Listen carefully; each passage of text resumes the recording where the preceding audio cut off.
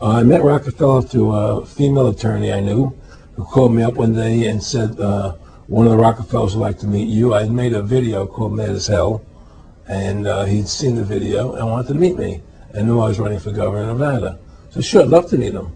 And I met him and I liked him, and he was a very, very smart man. And we used to talk and share ideas and thoughts. And he's the one who told me 11 months before 9/11 ever happened that there was going to be an event. Never told me what the event was going to be, but there was going to be an event. And out of that event, we were going to invade Afghanistan to run pipelines from the Caspian Sea.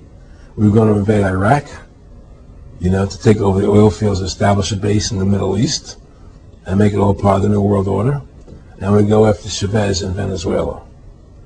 And sure enough, later 9/11 happened. And I remember he was telling me how you're going to see soldiers looking in caves for people in Afghanistan and Pakistan and all these places. And there's going to be this war on terror, which is no real enemy. And the whole thing is a giant hoax, but it's a way for the government to take over the American people. He told you it was going to be a hoax. Oh, yeah. Oh, yeah. There's no question. He says, there's going to be war on terror. And he's just laughing. There's no... Who are we fighting? I mean, why do you think 9/11 happened and then nothing's happened since then?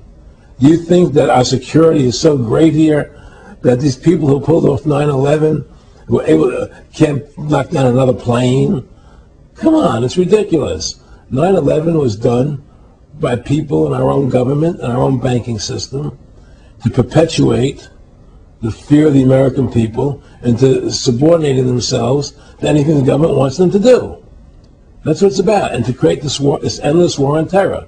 And that's why and that was the first lie. And the next lie was going into Iraq, to get Saddam Hussein out with his weapons of mass destruction. That was the next lie. Now, specifically, this was a little over 6 years ago. This was 11 months before 9/11. Yeah. And Nick Rockefeller, who's a lawyer, he's become your friend over the previous years, and he's saying to you that there's going to be this big event, and then out of that we're going to have a war on terror, and it's just going to go on and on. Right. An endless war on terror without any real enemy. That you can never define a winner. And did he say that it's going to be perfect because you can't define an enemy? It just goes on and on? Because you can't define a winner. There's no one to beat, so it goes on and on forever. And they can do whatever they want. They scare the hell out of the American public. Look, this whole war on terror is a fraud. It's a farce. It's very difficult to say it out loud because people are intimidated against saying it. Because if you say it, they want to make you into a nutcase. But the ultimate goal that these people have in mind is the goal to create a one-world government run by the banking industry, run by the bankers, and they're doing it in sections. The European currency, the euro, and the European Constitution is one part of it.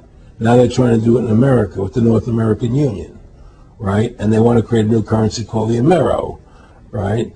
And the whole agenda is to create a one-world government where everybody has an RFID chip implanted in them.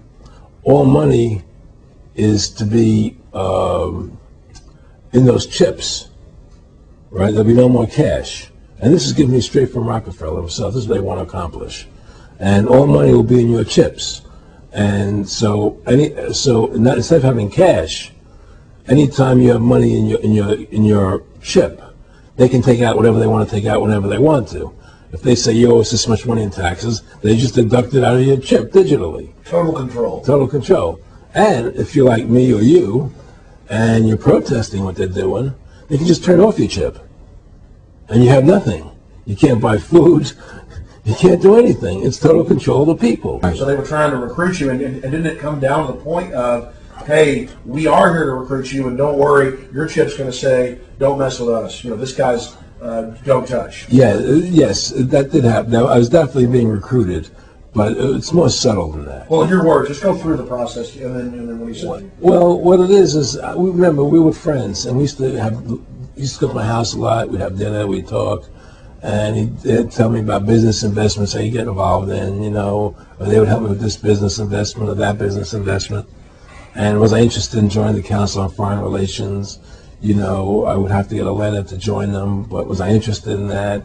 And you know, just stuff, you know, leading you on. And I used to say to him that I never really did that because that wasn't where I was coming from. You know, as much as I like you, Nick, you know, your ways and my ways we're on the opposite side of the fence. You know, I don't believe in enslaving people.